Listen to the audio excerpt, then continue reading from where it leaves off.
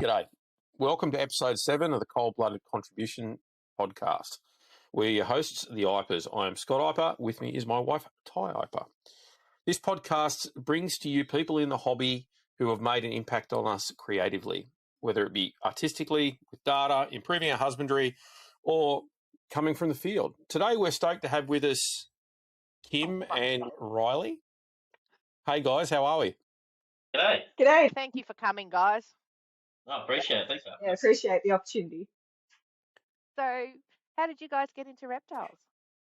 Ooh, do you want to start? No, you go first. Oh, mine, you go. You go on. You're too excited. Go on. Oh, how do I start off with reptiles? Probably just find skinks in the backyard. Just starting on the bug catchers and working your way up to skinks, because bugs are easy to catch when you're a lot younger than a fast-moving little skink. I was pretty fortunate because I always wanted to do stuff with animals. Like that was just a given. I think anyone in the field will have that answer. We sort of started off just catching skinks and that sort of thing, and then coming into high school, I was just fortunate that a lot of high schools were right around the corner from where we lived. So I actually had no idea that there was even a reptile club at the school. Had no idea at all. And Mum and Dad obviously sent me there because of that reason, but no one told me. So I was at the school for about 5 months before they read out a thing in the bulletin saying, "Did anyone want to become a zookeeper?" I'm like, "What? What do you mean zookeeper? Surely they're having us on." And then turned out there was a room filled with reptiles that I was just absolutely oblivious to, walking back and forth every single day for 5 months, and I had no clue that there were scaly critters in there. So I'm obviously the most observant person in the world. If you don't know about the school, it's Little High School, and Marcus founded the program, say probably over 20 years ago at least. So it's been a long-running program, and he went to the school as a student and then left, did his studies, became a teacher. I think he did a degree in ecology as well. Yeah, he did his honours as well. Yeah. He did some research as well. And then he started off just bringing some snakes into the school for science classes, and then the kids were really interested. And then he brought a few enclosures in and left them there. And then the school went, "How about we just give you a portable and you just deck it out?" He's like, "Sure." And you can imagine how that turned out. For anyone who's desperately into reptiles and the school's paying for your fit out, you go to town. So it quickly became an entire 3 portable program, all conjoined in a hit. So you had your snake room and then your main house and then some breeding of insects and stink and all that sort of stuff. So it ended up being a pretty cool setup. And then he extended out some massive outdoor enclosures to the side of it as well, like massive community projects. Bunnings, I think, helped out with it as well. So it ended up being 3 massive enclosures to put lizards out during the summer months. So that's what I stepped into, how it looked when I first got there. So it developed about 10 years prior for me actually getting in there, which was pretty cool. And then it became the largest school to have reptiles anywhere in the world, well, that we know of, and that hasn't been contested as of yet. So I was very lucky. Yeah. It's pretty impressive to have freshwater crocodiles and pig-nosed turtles and womas and black-headed pythons and sort of everything else in between. Basically, they've got everything bar venomous, don't they? Yeah, essentially. Like, there's some common tree snakes that's probably the closest you could probably get to venomous. In a school, at least, in terms of how they move and things. But yeah, and that took a long time to build up to as well. Marcus was sort of the guy that, give him an inch, he'll take a mile sort of thing. So if they're like, you have this storeroom for an enclosure, you come back after the holidays and there'd be 6. And it would be ours. So we had a breeding room for crickets, we had a breeding room for our snakes, we had a snake room, we had a sort of a storage area. Well, a storage area, we probably had like 10 storage areas just filled with crap that we needed. But yeah, so it sort of grew every year. We go to the Reptile Expo, and every year he'd bring back a few more species to sort of add to the mix, which was always exciting for us as kids. Like, every year there'd be something new to take care of.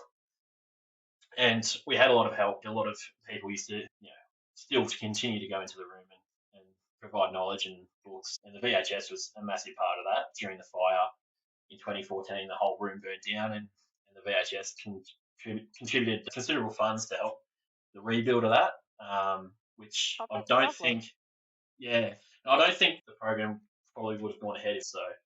Yeah, that funding was crucial. Obviously, you're a graduate of the program and you went on to work in a zoo. Have there been a few of the others that have gone through the program and ended up landing jobs in zoos and stuff like that eventually? Yeah, absolutely. There's been a few zookeepers come through it. Haven't you had a couple of vet nurses? We've had a few vet nurses and a couple of veterinarians as well that have come through it. So, and I have to stress, when I first started, it was generally like a little club. We sort of go in there, do a few enclosure cleans, learn about the animals. But then it sort of became a significant part of the curriculum really quickly. So all the science from year 7 and 8, when they're doing biology, would use the room flat out. Like they wouldn't have to go to the zoo anymore because they've got one at school. Indonesian would use it as well. So learning all the reptiles names in Indonesian. And obviously there's a lot of correlating species between the two countries as well. And then French would use it. So all the international students would come through and they'd get to experience local wildlife, again, not having to go out anywhere else. And then Marcus developed the certificate to in animal studies. So that was part of the program as well. So it wasn't just our school, it was other schools using the facilities as well, not just us. That's fantastic. Also, too, for the kids that don't have supportive parents at home, like, oh my God, it's a snake, no way. That would have been sensational. Yeah. Yeah, and a lot of those parents ended up having snakes in their house. My parents being some of them. So it didn't always work out for the parents. But often at the start we'd give them a waiver, and the parents would just sign their kid's life away, saying if Johnny gets bitten by a snake, it's fine. And every single student would bring them back signs. So obviously the parents weren't too concerned. It beats my experience bringing tiger snakes into high school and catching tiger snakes on high school excursions and stuff and getting in the shit for that. But this is a little bit more forthright and doing things the right way as opposed to going out on field trips with school and catching snakes. Oh, I think we all did that too. I did that a couple of times as well, but it wasn't tiger snakes, so I think you're a step ahead of me there. And the other thing the school did too was go out and do excursions. So we bring a lot of the animals out to local kindergartens and other schools, community events free of charge, and just support the community that way as well.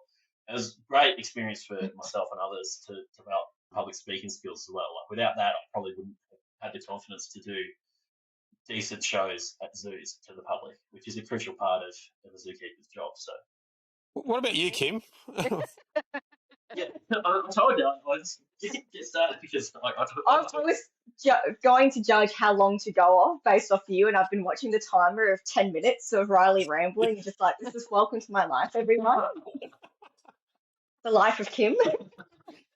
Well, I've decided then I'll say a little bit of the story. So my grandparents have a farm in Geelong, and I've got an older brother. And so when we were kids, we'd go out there every weekend and go muck about and whatnot. And one Saturday, we were inside just hanging out with my grandma and my older brother.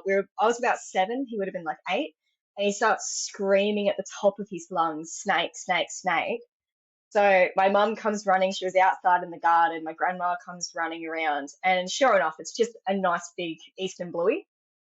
So my mum's like, she just scoops it up, and I'm like 7 years old, and I just go, let me hold it, let me hold it, let me hold it. And she didn't care. She must have signed one of the waivers at Lilydale, because she just handed it to me. And from there, every single weekend, I would get the old red plastic spoons you'd get with your potato and gravy from KFC and banana off the kitchen bench, and I'd go out and lure them out. So they were hiding in a rock wall my grandfather had built. So I'd lure them out and then grab them. And that's what I did every single weekend for years. Until eventually we started keeping reptiles at home. I think that was pretty good practice considering what you do now. Yeah, pretty much. Mum taught me very well how you grab it around the back of the neck so it doesn't turn around and bite you. So I was always very good at that. Oh, that's so cool. Excellent. So in other words, what you're saying is when you go to KFC, you should be able to keep the tax receipts because that means capturing equipment. Yeah, absolutely. And popcorn chicken actually make really good baits for mammal traps as well. Really? So KFC is really good for a lot of things, actually. Did you have a sponsorship we weren't aware of before we started? I should at this point, shouldn't I? You should, yes. How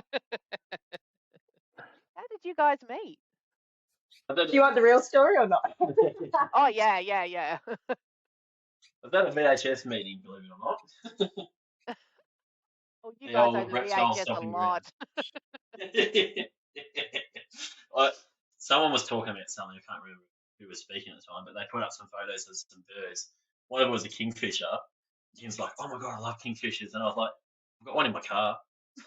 So I followed him into the dark car park and got into his car, but it's okay because he did legitimately have a kingfisher in the back of his car. It's like the one time a bird will actually come in handy for a reptile guy.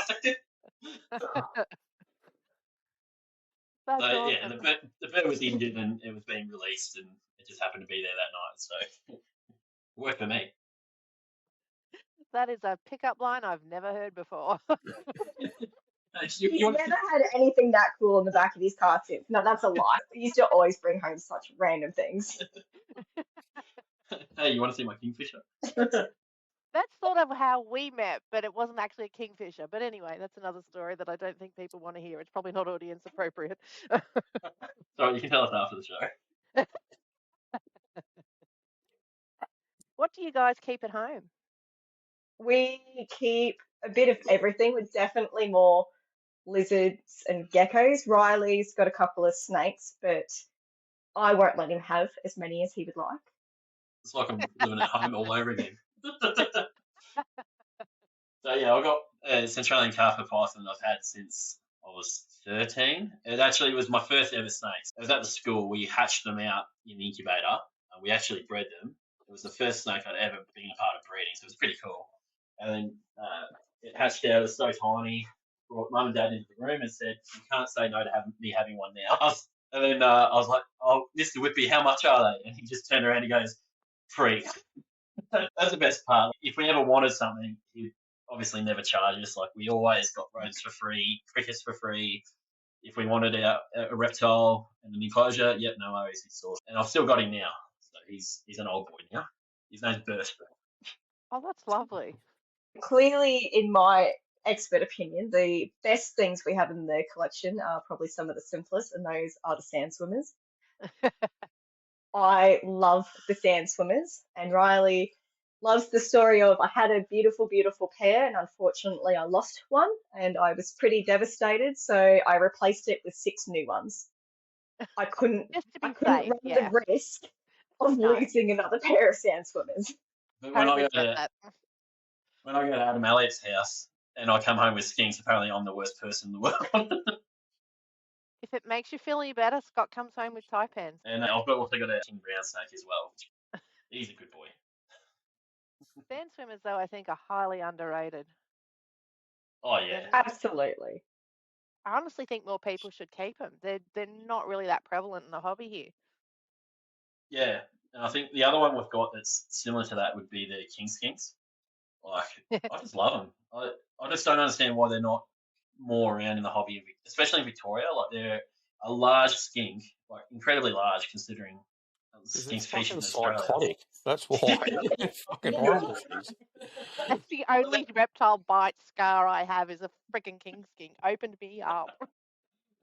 To that credit, they're really good. It's like, you can keep them outside of Victoria. They're a massive skink and they're super inquisitive. They are just one of the most inquisitive skinks.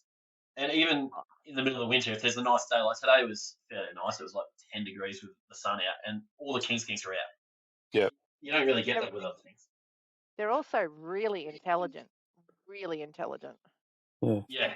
So much so that I was at work one day, I get a message from Kim, and she's like, something's out in the reptile room, and she's freaking out thinking it's the king brown. And I'm like, no.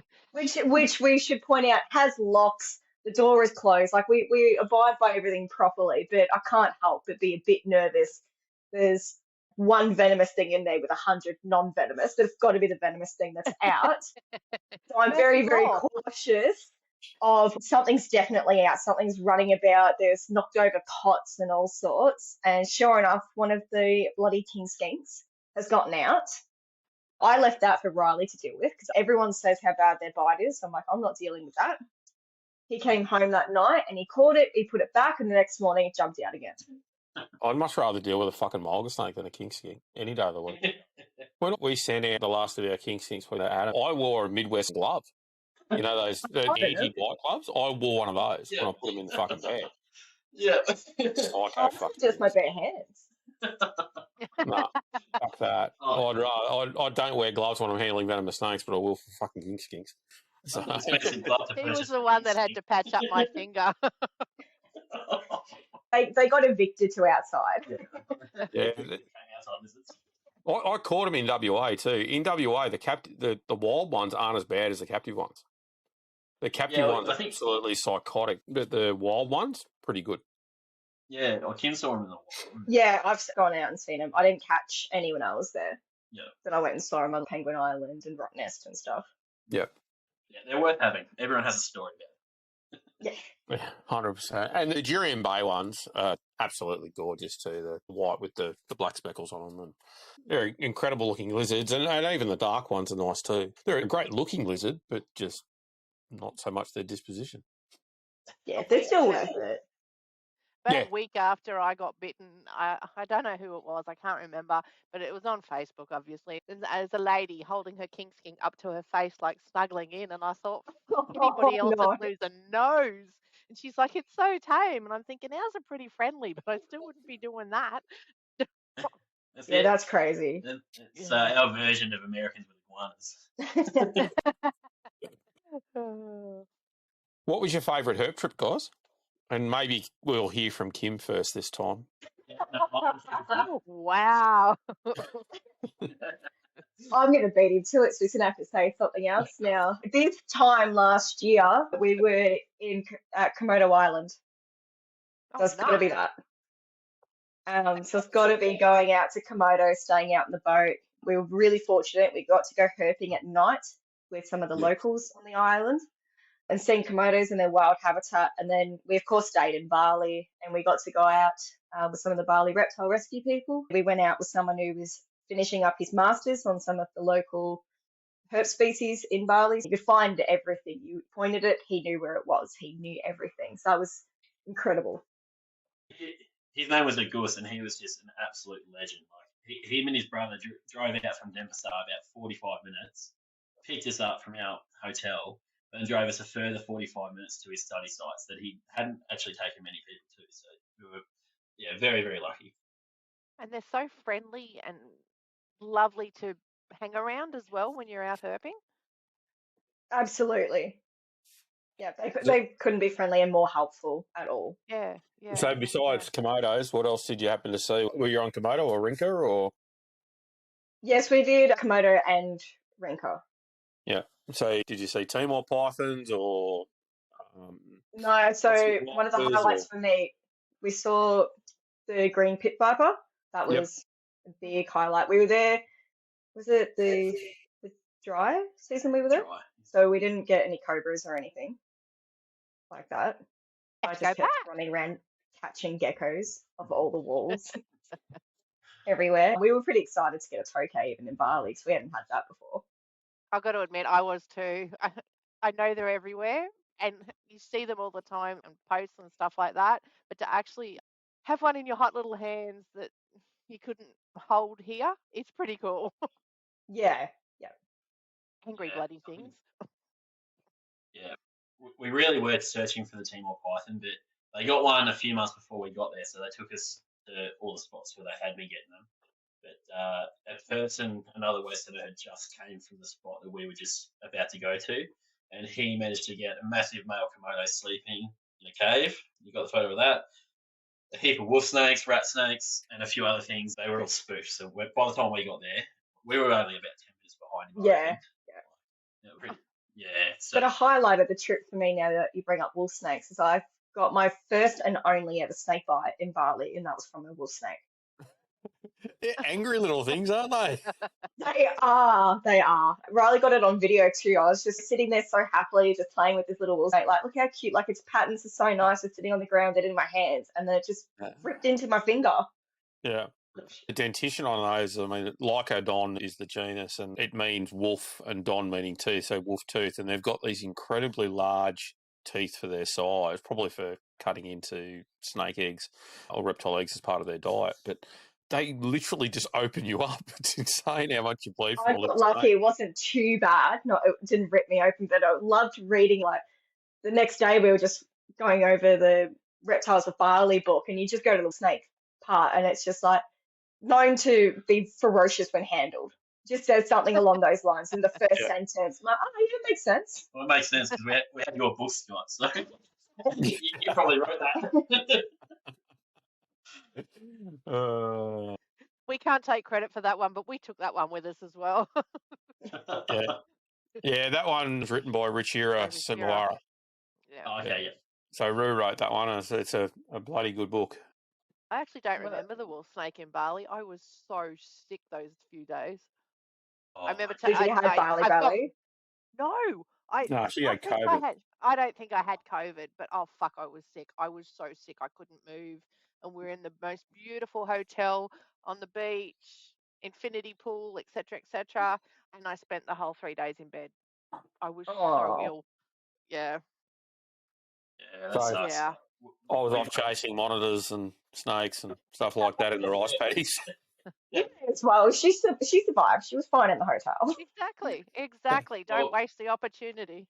The similar thing almost happened to me. Kim got really sick by the time we got to Bali, and Yeah. that night she was just terrible. And that was the night we were meant to go out with the guys.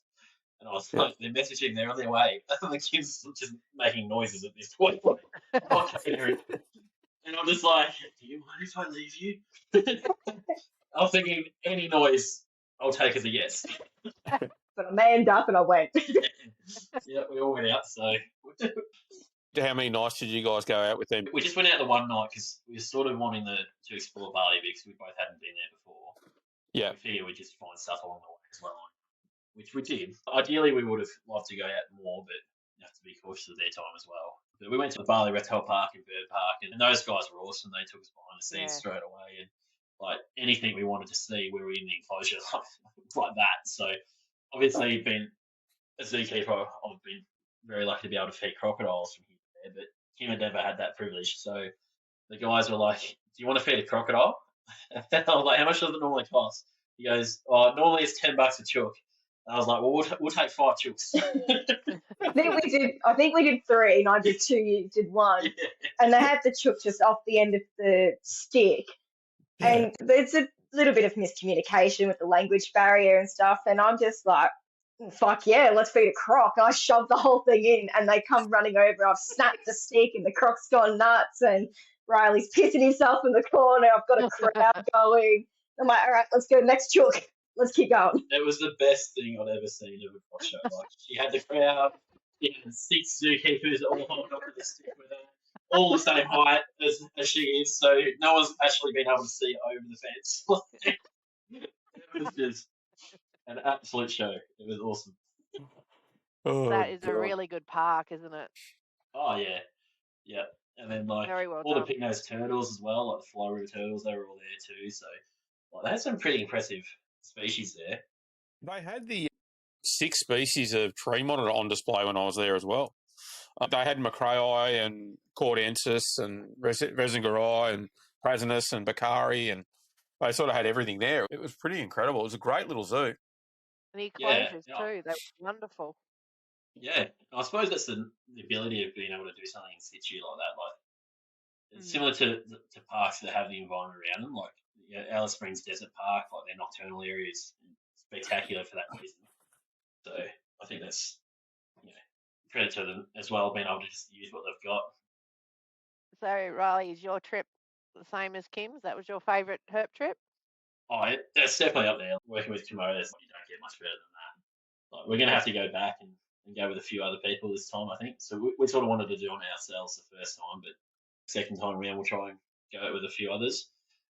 I think the other one I loved was going to South Australia with Michael Swan and then meeting up with Kim at her study site. Like, I hadn't actually seen the Pygmies properly and gone over it all properly with it, just because work was always so hectic and she was doing so many trips and she had work to do, and I couldn't just go there and go, oh, that's a cool lizard. Can we go now? So sort of waiting for the right time, and Michael Swan had never seen them either, so to be able to go on a herp trip with him as well was obviously a no-brainer. on the way up, we got a western blue tongue on the road, and then we got a shingleback, and then an eastern bluey, and then we went and finished it up with the pygmy blueies. Funnily enough, at that pygmy site, you get easterns, shinglebacks, westerns, and pygmies without having to drive 12 hours. At one property, you can get all four. So you just really wasted your time. I really hope that you went looking for a blotchy at some point in time, because if you got those other ones, you must have at least tried for a blotchy on the way home. I think we got one on the way up. Oh, good work. I have to look. I think for me that was definitely a highlight. Excellent. Well, I suppose that sort of leads on to everything pygmy blueies. Kim, you know a thing or two about these things. Do you want to tell the listeners what they are and what you're doing with them? Sure. So the pygmy blue tongue is the smallest member of the Tiliqua genus. So it's also known as the Adelaide blue tongue, because Tiliqua adelaidensis is its scientific name. They're really, really cool and unique, and probably one of the most well-studied reptiles that we have in Australia, because they have a really unique story. So the pygmy blue tongue was actually considered to be extinct until 1992, until one was opportunistically discovered in the belly of a dead brown snake. So that happened about 150 k's north of Adelaide. It was a couple of guys driving along a dirt road, saw a dead brown snake and decided to pull over and thought to themselves, I wonder what this thing's been eating. And they found something that shouldn't have been in there, an extinct lizard, the pygmy blue tongue. So since then, of course, we've gone absolutely nuts researching it. We've discovered that the real reason that we didn't know where they were is that they're hide and seek champions. So they live in vacant spider burrows. So those spider burrows might only be about as big as a 20-cent coin in their width, but they could be at least a meter deep, but typically maybe half a meter, 30 centimeters, sometimes less. So they live on private grazing properties, mainly in this really small area of South Australia. So they are threatened. So there is a research group at Flinders University that I'm part of that is researching them to try to help with their conservation. That's awesome. How long have you been doing this, Kim? So I'm a PhD candidate in that group. So I started in 2021, and I will be finishing in between 6 to 12 months. It depends if I do an extension or not. So your typical PhD is an absolute minimum of 3 years. It could be longer than that depending on things. So a few years now. Out of curiosity for the listeners who would like to have a career as you are, can you tell us a bit more about that? What's it entail? Sure. So the way it works here in Australia is you firstly have to go to uni, you do your bachelor's. So that's your undergraduate degree. So it takes you full time, maybe 3-4 years. Usually then you'll do some kind of research. So you might do honours, which is like a mini PhD, and it goes for just under a year. Or you might even do a master's by research. That's typically more like 2 years.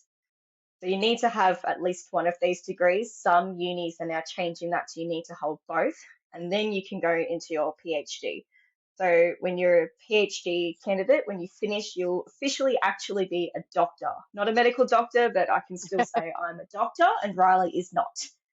And that can take, like I said, a minimum of 3 years here, but typically in ecology, where almost the majority of us are doing a lot of field-based research, so you're very, very reliant on the field conditions and the weather and seasonality. You end up taking a little bit longer a lot of the time. So what's your PhD actually on? Are you looking at site fidelity in these things, or are you looking at population, genetics? What are you looking at with pygmy blueies? My PhD is about assessing habitat suitability. So we know that the pygmy blue tongues are endangered partially due to climate change, and that we need to move them back towards the historical range of Adelaide. So like I said, they are also called the Adelaide pygmy blue tongue. They were historically found in Adelaide, but we don't know that they are still there. We've not been able to find them there. We only know of them at least 150 kilometres north of Adelaide. But due to climate change effects, their northerly distribution is becoming really threatened, and our climate projections show they need to move back towards Adelaide in order to not go extinct. So I'm assessing habitat suitability at the microhabitat scale. So the way I like to explain that is the spider burrow in which that lizard lives and what immediately surrounds it, the site scale, so that's the individual paddock or the property on which it lives or may potentially be moved to, and the landscape scale, so the factors that affect the microhabitat in the site. So that's sheep grazing or the type of land management that's happening. That's essentially the structure of my thesis. Are they using a particular genus of spider burrows? On my understanding, it's Tasmania. It's Tasmanicosa, what was Lycosa, the wolf spider burrows was one thing, but do they tend to be found on the same plains and stuff like that? So northwest facing slopes or southern facing slopes or anything like that? Or is there any sort of consistency to it, or they're just wherever the spiders are or where they were is where the blue tongues sit? So they are found in wolf spider burrows or Lycosidae. We also find them in myglemorph or trapdoor spider burrows. Trapdoor spider burrows are of higher quality to them, so they do prefer those if they can, but there's a bit of an issue with the spider biology where trapdoor spiders, particularly the females, tend to reside in their burrows for life, as opposed to wolfies that may move about more often. And although a pygmy can kill a spider can also kill a pygmy. So from what we understand, the pygmies are only going into a vacant burrow. They're not necessarily going in and killing a spider that has a really nice burrow. So there's a lot of complexities going on there, but you can also find them in centipede burrows.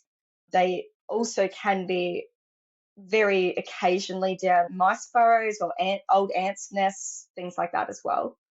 And we find them now on private grazing properties, and it needs to be areas that have been unploughed. So those do tend to be the slopes that you were mentioning, because typically back in the day, the farmers would plough where it's flat because their tractors and things couldn't get up those slopes because there are rocks and whatnot, and they get quite steep. So the flat portion of the property may have been cropped. So the pygmies aren't found there, but once you start getting up those slopes, you do start finding them. What's the least favourite thing about being in the field, Kim, with the pygmies?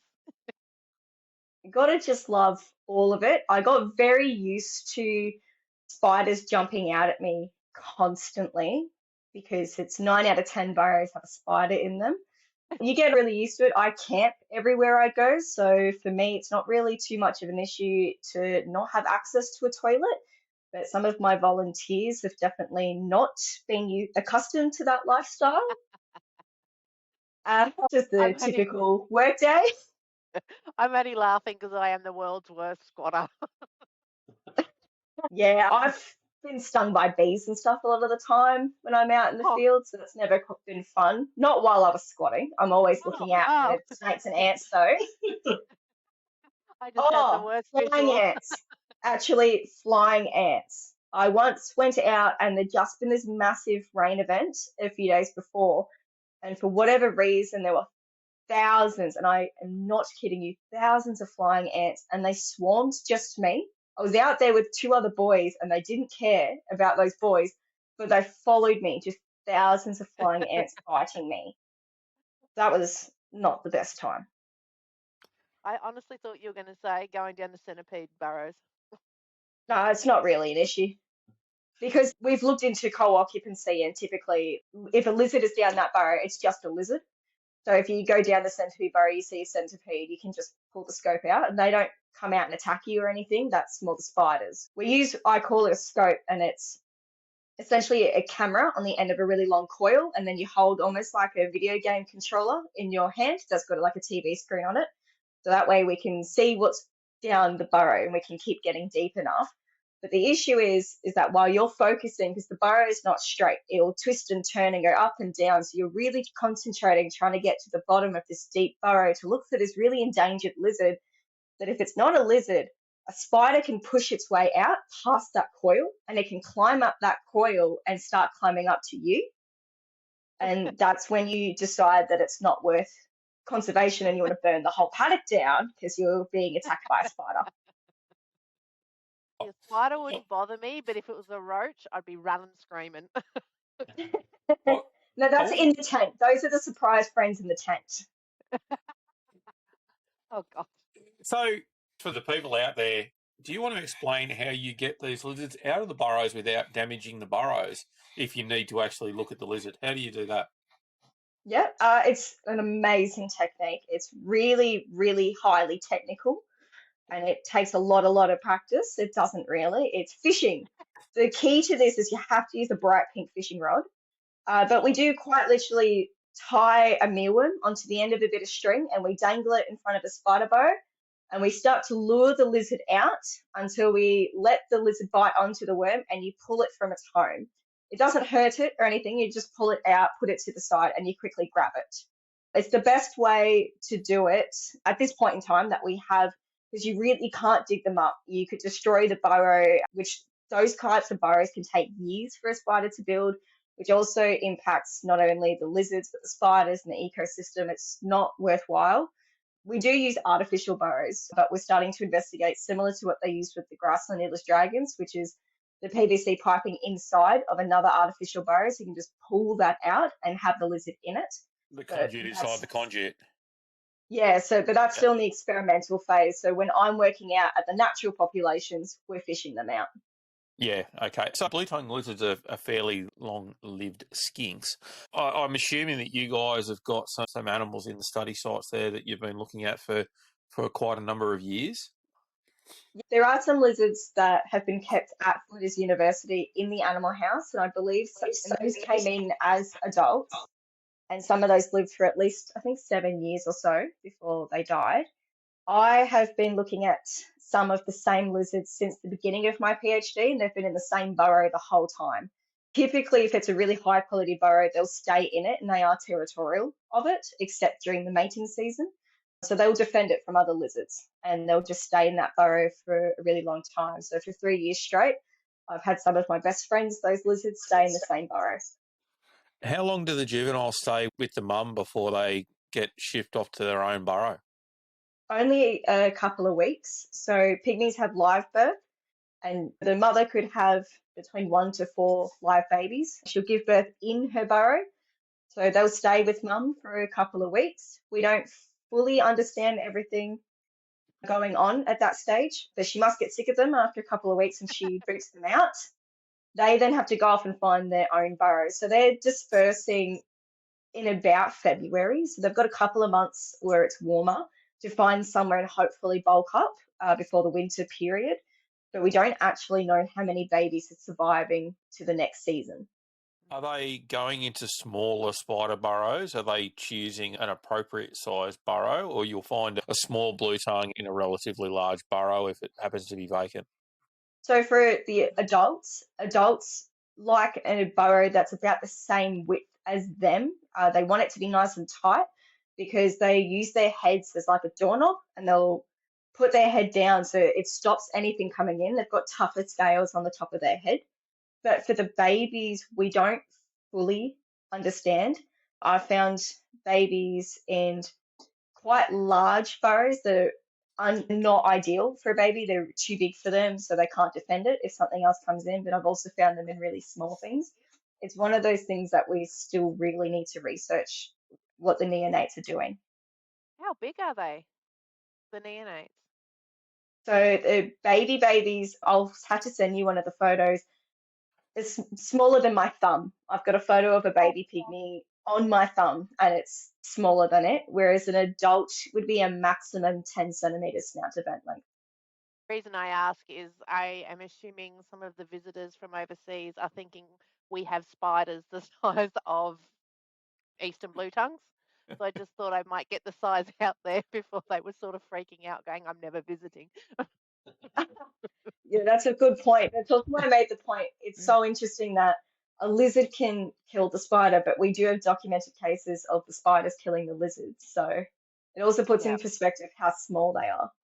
Yeah, for sure. Would you guys recommend others follow in your footsteps in both your chosen paths? I've been talking for a while. Riley, you go. I was going to say, I've never heard Riley this quiet. When it comes to pygmies, I've learned. Absolutely. I think if you love your job, everyone's going to say that. For me, I think zookeeping's 100% the way to go because it really encompasses everything.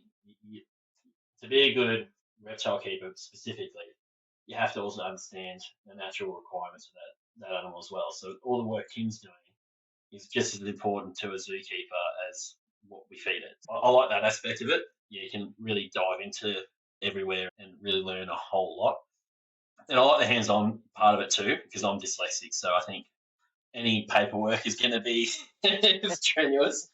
And I definitely learnt that with a few things. I think the work Kim does is excellent, but I think I could do it. So I think for me personally, zookeeping was a no-brainer, especially growing up in that captive setting at Liddell and just at home with animals as well. Like, I think that really drove me towards that area. But absolutely, if you love animals and you want to work with them, zookeeping is nothing better. Is there a downside to zookeeping at all, do you think? Oh, there's a few. I think probably the starting one is to pay. Yeah. I think historically that's just one industry where it can be easily taken advantage of. At a place I worked at had about 20,000 applicants or something like that. It was something ridiculous. And you just know that if you're not working it, someone else will. And I think institutions know that as well. So it's very easy to get low pay and for such a high outputting job. Like you have to do everything, especially in a private wildlife park or a private zoo. You're a plumber, you're an electrician, you're a landscaper, you're a concreter, you're an animal, like you're a public speaker. You're doing so many things. You're doing a whole different range of tasks. And I think it's, very easily for that industry to be taken advantage of. So I think higher pay is definitely needed because if you've got a car, you call a mechanic and you pay the mechanic because he's a specialist in that trade. So I think if you're a specialist in a certain area, whether it's animals or otherwise, you should be paid relevant to that skill. Yeah. And it's well known that quite a few zoos have lost awesome keepers because they can't afford to raise a family or especially now pay a mortgage on that pay. Yeah. And I think that's the hardest part about do you follow in our footsteps because the way it is now for us, the economy and just everything in general, cost of living, it'd be incredibly hard to do it if you didn't have support. Like you're working full time, you may have to work a second job, and there's been instances where I've had 2, sometimes 3 jobs on the go just to support my passion. So I think it's definitely needed. Yeah. Kim? I've been sitting here thinking of what to say, and I'm like, it depends. How much do researchers get paid? How much wine do we drink? Specifically for a PhD, you have to kind of follow the steps I outlined before. But I know of a lot of people who are jumping straight in, so they're not leaving uni for a bit. I did my honours and then I left for a couple of years, and then I didn't actually think I'd come back to uni at all, but here I am back at it. I think people need to really go out and get some life experience. Look at other universities. So I've obviously swapped. I live in Vic, but my university's in the SA, but I studied originally at La Trobe. So I've swapped universities and whatnot. You don't necessarily have to, but try to broaden your horizons and don't pigeonhole yourself into one niche. It's just kind of what I think, just to broaden out a little bit. Who do you guys admire most in your professional circle? Do you guys have mentors? I think for me personally, there's a few too many to name. Growing up, obviously Marcus Whitby has had a massive impact on my life and my career, as well as my parents as well, like making sure I've been sent to the right school and always supporting what I'm doing. There was times where I was just volunteering 2 hours, 48 hours a week for years, and I didn't have to worry about too much in terms of the money coming in because I got to live at my parents' place. So I think mum and dad definitely straight up the top, and then Marcus with just everything. He still continues to do stuff for me now. If I ever need a reference or I need some advice, he's always there for a chat. Like he'll always write something up for me. And then another would be Michael Swan. He started volunteering at the Little High School just as I started employment there. So I just finished high school and I just started working there, and he'd just come on board volunteering. He just finished up at Zookeeping after a long and successful career. So to have that opportunity to study under someone who'd been in the career for such a long time and written numerous books and had so much knowledge and experience, and for him to volunteer that time and take me under his wing, it's just absolutely awesome. Like I owe a lot to him, And I think a few other people in the industry are a lot to my swan as well. So that's definitely another one. And then more recently, Adam Elliott, my former boss at Bali Wildlife Park. He's just, another one. You couldn't fault the guy. He's always there to teach you. He's always there to tell you when you've done things wrong too, which is crucial. You have to be told you're an idiot sometimes. You've got to be able to fault the bloke. I'm surely you can't say he's faultless. Every time he calls, it's like, why are you speaking Thai? Why aren't you in the kitchen making Scott's dinner? Yeah, no, he's got a character to him, that's for sure. Yes, he does, doesn't he? But he's taught me all different things, especially growing up with the schools. I wasn't out burping and such. I was more focused on learning how to keep animals correctly than going out in the field. So that's something that you and him have a lot of experience in doing, obviously together. Yeah. So that's something that he's been able to teach me over the last few years as well, which obviously I hadn't been privy to before. So yeah, Adam Elliott as well. For the listeners, Adam was in our bridal party for our wedding. I've known Adam since I think it was about 12, 13 when I first met him. So I've known him a little while. And I can't believe he still talks to you after all those years. Neither can I. What about you, Kim? Who do you admire? I struggle to answer this because I had a very different upbringing to Riley.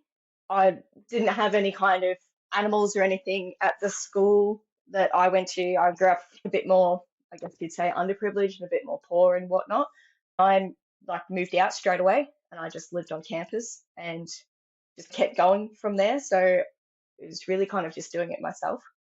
And now I chose to do the PhD externally, so I'm very much more reliant on myself. I don't really have the opportunity to go to the lab very often, so it's just being very self-reliant at this point. I'm super proud of Kim too. Like, she's doing it all from home on her own. She's had to teach herself statistics and how to write code, and couldn't do any of that. And she's driving 7 hours consistently to Adelaide for 2-week trips and then back again, and still feeding me as well. Kicking ass. There's no doubt about that. She's doing absolutely. so well. Yeah. Oh, well, thank you. What animals do you enjoy working with the most, Riley? Apart from, obviously, what we'd already asked earlier. Yeah, that's a tough question. Birds. Birds. I love, obviously, natives. Working at a zoo, I've been very privileged to be able to work with exotic species. And I think any reptile keeper, if you asked anyone, would have to say Komodo dragons. You can't beat them, you can't fault them. Like, whether you're watching them on a documentary or you're seeing them on the islands or you get the privilege to work with them, they're just an awesome animal.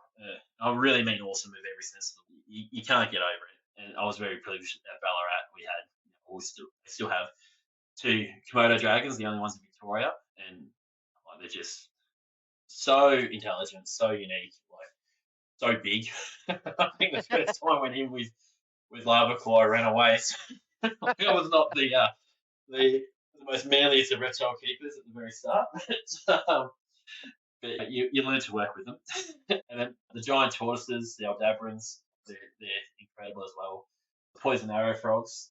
Keeping frogs in Australia is obviously a pretty decent niche. Like, they require a little bit more than your average reptile, but poison arrow frogs are the next level. Like, if they have a bit of dust drop on their skin, they're shedding it. Like, they're super delicate. So it was a really big learning curve in terms of those as well. And then I think as a whole, probably monitors, skinks, geckos are definitely things I always have a passion for. And I think venomous snakes too, are lapids. It's something I didn't really get into till later on. I went to a few people's homes to learn from select few that I didn't think were cowboys. You get a lot of lapid keepers that freehand or in it for themselves or just want to throw the snakes around, and that's not what I wanted to learn. I don't think I've ever met a free handling a lapid keeper or anything like that. That doesn't sound right. Each to their own. But if it makes you feel any better about the Komodo, I've been in 3 separate Komodo enclosures. Each time I have had very bright hair, and the first time the keepers were a little bit edgy as well, so I'm not quite sure if it was entirely me. The first time I had bright blue hair, and I'm like, he was very interested in my hair. And it was an ass puckering moment, I'm not going to lie, because he kept sort of jerking towards me and the keepers were shitting themselves. And I'm like, I think I'm going to go out now. I don't think he likes my hair. And they're like, it's not your hair. And I'm like, okay. Second one, I had purple hair. And the third one, I had pink hair. And I've just decided now that next time I go in a Komodo enclosure, I'm putting a beanie on because they were Amazing you had that many opportunities, though. That's incredible. like Riley. We're very lucky. Yeah, they're just you can't beat them. The first Komodo I ever got to meet was Lava Claw, and what a sweet lizard. You can have her fall asleep with her head in your hand, and she was just that good of an animal. There's definitely periods where she showed her wild side, and you always have to be cautious of that. Yet, always have to remember that always wild animals and things can happen. And we've had a fair share of that over the years. And it's not so much that they're in food mode or anything like that. It's more just seasonal. Like they're very protective at certain seasons, especially around breeding season. They can get a bit more boisterous and a bit more defensive. Having all the measures in place to make sure accidents don't happen is a very good thing. What books would you guys recommend to our listeners, and what sort would you look for? What are the 3 books that you really like? The first one off the bat would be Steve Wilson's A Complete Guide to Reptiles of Australia. For me, it's got everything in it, of course, and like I know coggers are exceptional as well, but in terms of my dyslexia, I find Steve Wilson's one's easier to navigate. And the size of it too, like I could chuck it in the car, bring it with me, and no hassles. Like it's not a awkward size.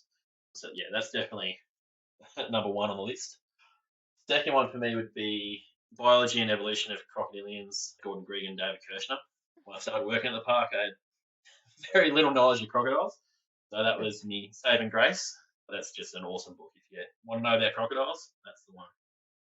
The cracker of a book. It's just impossible to get at the moment. Sorry, he's just dropped his headphone yet again. He's getting it back in. Sorry about that. All good. All good. All good. The final one would be yours and Scott's book, the leopard one. That's just absolutely awesome. Oh, thank you. It's on the coffee table every day. Like it's just insanely cool. So There's a lot of arguments, blood, sweat, and tears in that. Thank you. Massive congrats to both of you. That's easily one of the most comprehensive venomous snake books I've ever seen. So. Oh, thank you. Kim, what are your 3 go-tos?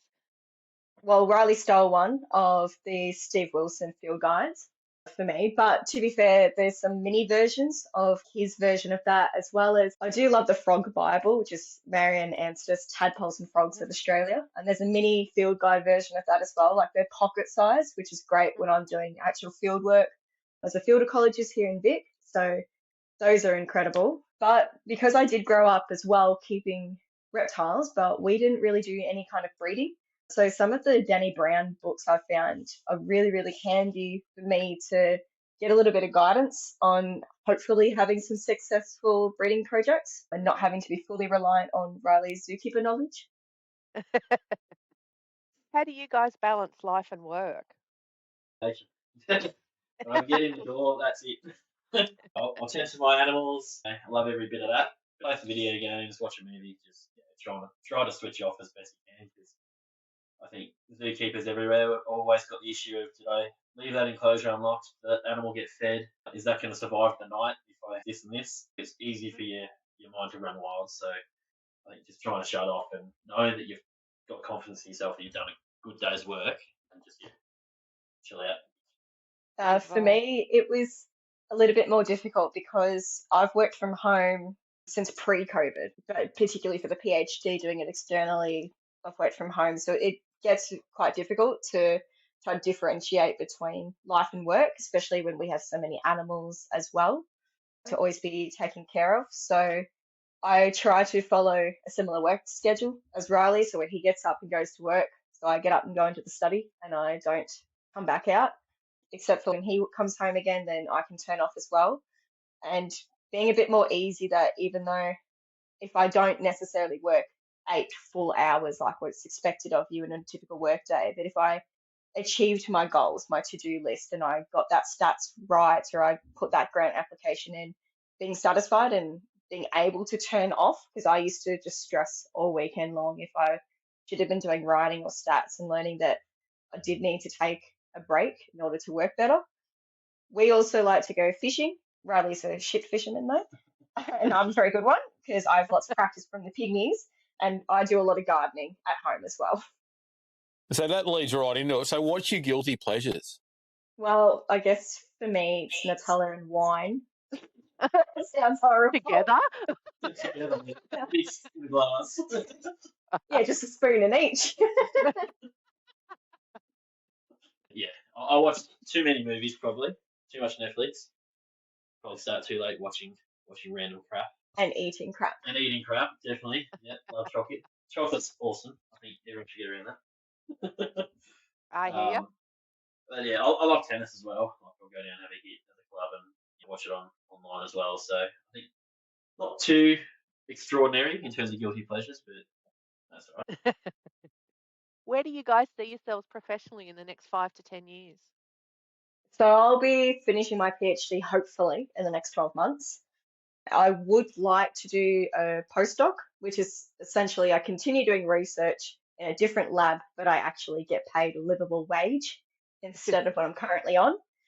So I would at some point like to be doing a postdoc, and hopefully here in Victoria, so I'm not doing as much traveling. That would be awesome. Oh yeah. It's so hard because you see opportunities come up to, or even like I love the sand swimmers and having now just put a manuscript in for them. And when you read about them, there's particularly after the amount of redescriptions and now discoveries of new species of them, but they know so little on their actual ecology. And to go to WA or the Northern Territory and actually work on those little data deficient species would be incredible. But it also there's a lot of work in packing up your whole entire life. So it's a double-edged blade to do both. Yeah, yeah. They've got zoos over there too, so you know. I think Well, for there you me, go. yeah. I think just continuing keeping and just developing more in my field. I think identifying the areas where I'm lacking in knowledge and skills and just developing those areas a little bit more. I think taxonomy, definitely. Kim's way more advanced at that than me. That could be partially to me reading the word wrong 8 times and then having to listen to it 20 times to get it through my brain. I think, that's probably one good focus. And then just more specific designs of enclosures for animals as well. Like trying to get it more on point to their natural habitat than just doing the bare minimum that we know works. I think that's definitely something to, as a zookeeper, you're always trying to hit that marker. And with reptiles, we are a little bit more advanced in terms of keeping that way because we have to be, but we can definitely do a lot more. I think the hobby is definitely going more that way now than it ever has been. I think social media's had a bit to do with that too. And just for us as well at home, we're here all the time. We've got species that we absolutely love, and that's why we've got them. We want to be able to walk into the room and just have no issues sitting there for an hour or two and just looking at the enclosures. Aesthetically pleasing, but beneficial to the animals and just seeing them do their natural behaviours. I think is like, would you want any more? I don't think you would. It's good to see the change. We've been keeping long enough, it was always in a tub sort of thing back in the day. It's really good to see the change that's happening with keeping. Oh, for sure. But I think you can't let go of the past either. I think the best keepers do a bit of old style and a bit of new and continue to develop both of them. I think people that definitely. just only see the future and see what's online and only keep that way, a little bit narrow-minded, and people that, again, focus on the past and bottleneck themselves that way, again. I think the best keepers mix both and develop both. Exactly. You nailed it. Have either of you ever witnessed or experienced misogyny in your careers or in the hobby, and what do you think could be done to stamp it out? Yeah, that's a question definitely worth asking. I think zookeeping-wise, it's come a long way. I think traditionally there'd be a lot more women with fuzzy, furry animals, and that could be, I think, partially due to reptile people being mostly male-dominated and just a bit more cowboyish. Where I think that's come a long way since then. There's definitely a lot more female reptile keepers now than there ever have been. Pretty much all the zoos I've worked in has had a pretty good balance. And honestly, some of the best reptile, or a lot of the best reptile keepers are female. I think it has come a long way, but definitely have a lot more to go. But unfortunately, at the same time, we're both in herpetology, but Riley's the captive, I'm academic, but we also cross paths and go to expos and conferences and things together as well, and unfortunately have experienced misogyny. I imagine is getting better. Like I've been to some conferences and the ratio is 50-50 men to women, and there's none of that happening. But then you obviously go and it could be that one outlier, and have had some pretty crappy experiences. I've had grown men try to talk down to me, and then when I've tried to speak back to them, turn their back to me and not acknowledge me. I used to get a lot of people who weren't willing to talk to me because I was just seen as the girlfriend to Riley. Yep. Which wasn't ideal, especially because Riley never treated anyone else as partners, even if they were there helping for the day or something, and they weren't necessarily in the herp field. You know, they're just another person to talk to, another human. So I think that for me really honestly pissed me off because I'm always on the basis that you treat people how you want to be treated. So I didn't care if they worked an office job and they hated reptiles. They were disgusted by them. I couldn't care less. I'd always make the effort to talk to them and have a nice conversation. But there's been a lot of instances in the last few years where we've been at conferences or expos and I've seen people that have come up to talk to me, ignored Kim completely, and then when she started to talk, turn them back on her, and then continue like nothing's happened. And I'm meant to be okay with that. You're the ass when you call it out. That's the problem. Exactly, yeah. And you try and say, hey, look, be a bit more courteous. And those same people have come to zoos that I've been at and expected excellent treatment with their partner. And obviously I've always delivered, but it definitely sucks if they think they're be and end all. I think that can be ego, but it can also be a lot of just misogynist aspects to it as well. And this is not a conversation that's not being said. I was at a mate's place recently and he was talking to me about it. He's a prevalent guy in the reptile community, has been for a long time, and his partner's experiencing the exact same thing. And we've both been talking about it recently. So it's not like it's only happening to a select few. It's happening across the board.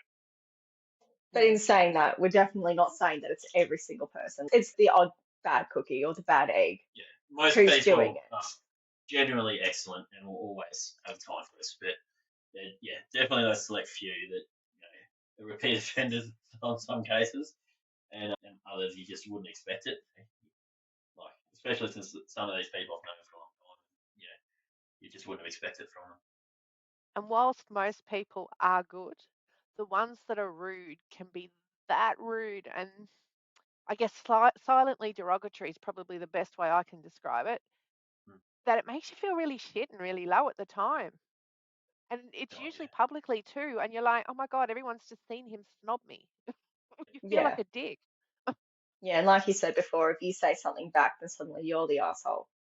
Yeah, yeah.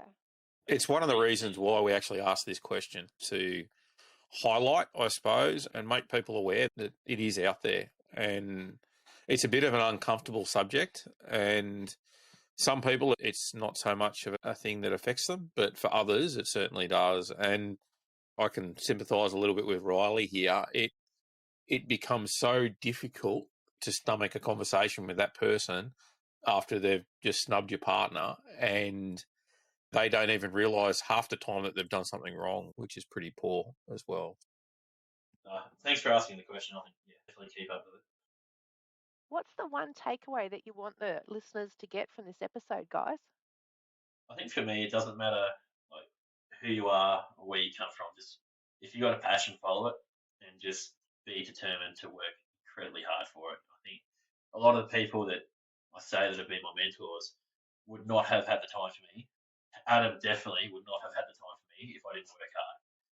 That's just number one. You can't get anywhere without really digging in, and it's not just for a few months or a year until you've got your job set in your hands. It's continuously doing it, always. And I think if you got a learning difficulty or whatever it is, not just having that be the excuse, not learning something just because it's hard or just because it's second nature just to go, no, I can't do it, is, I think, a bit of a letdown on yourself. You've definitely got to push yourself. And when I first started at the school, at the reptile house, I was 13. I hadn't yet been told I'm dyslexic, but all the other kids in the program were in the accelerate class. So they're already talking Latin, they're already talking scientific names, they're already a few steps ahead of what that animal needs, and I'm having to work 40, 50% harder than those people just to get to the same conclusion. And it definitely makes you feel a bit crappy at times, thinking, how come I don't have this already, and how are these people already understand it? But you just know that you're going to get there. And at the end of the day, that's why I'm here. That's why I'm a zookeeper. That's why I've had the chance to be in charge of others and in a leadership role. And I think that's why I've done so well. Which also kind of brings me to bounce off Riley, to not compare yourself to others. At least try not to. It's really, really difficult with social media. Riley and I both at this point have stopped with social media a lot because it does get quite difficult when you're constantly seeing everyone else with these amazing achievements. Not to say we're not having them, but we're just not as vocal about it.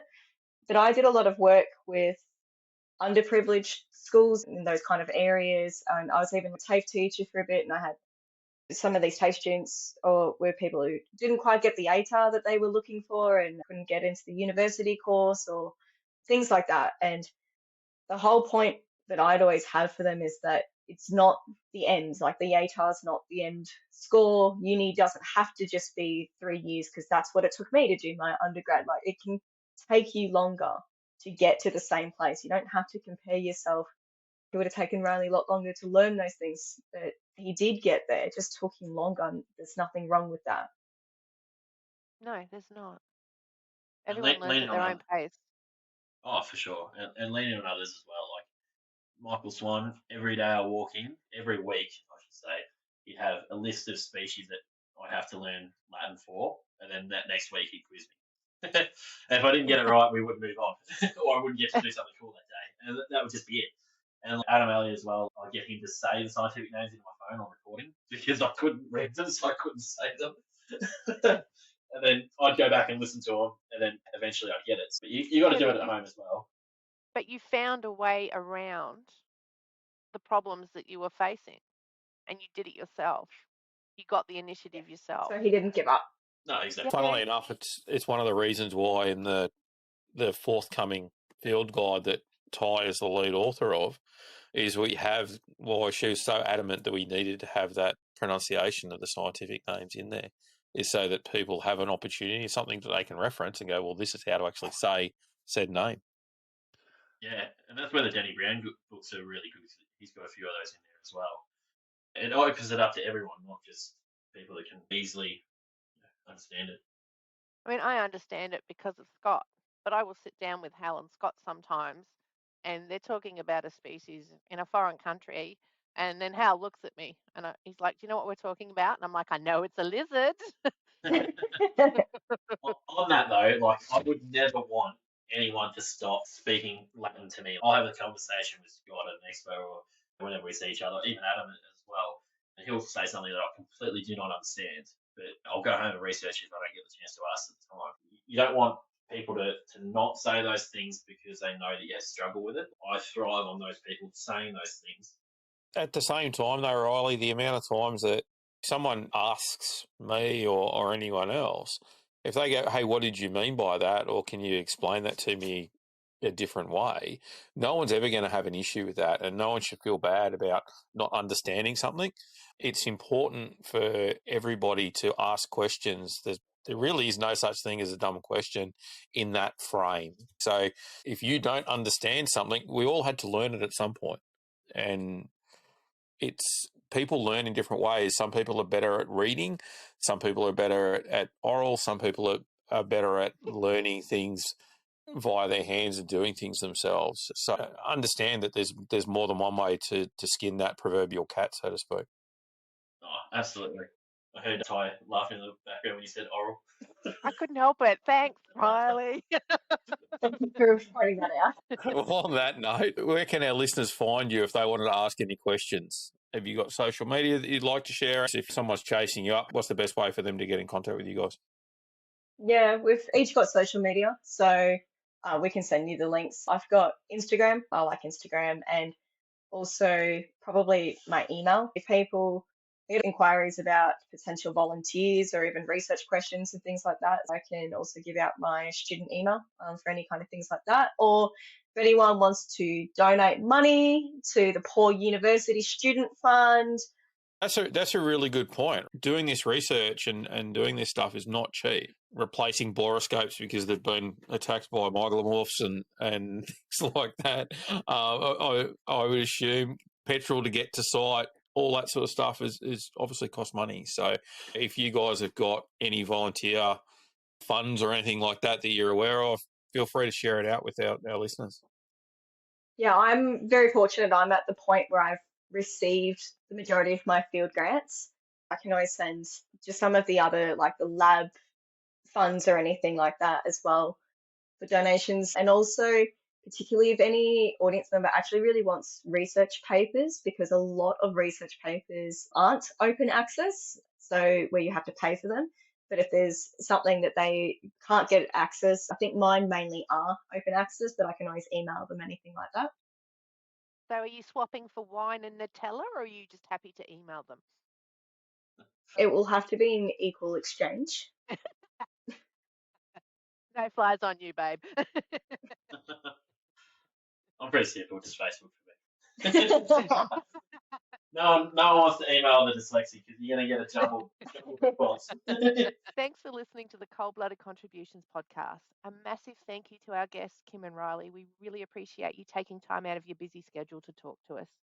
Usually we will be releasing our podcast monthly, so make sure you follow us so you don't miss out on an episode. Give the Cold Blooded Contributions podcast a like on Facebook so you don't miss any updates, giveaways, or guest announcements. The links discussed in today's podcast will be in the show notes. And remember, always trust your creativity. It's intelligence having fun.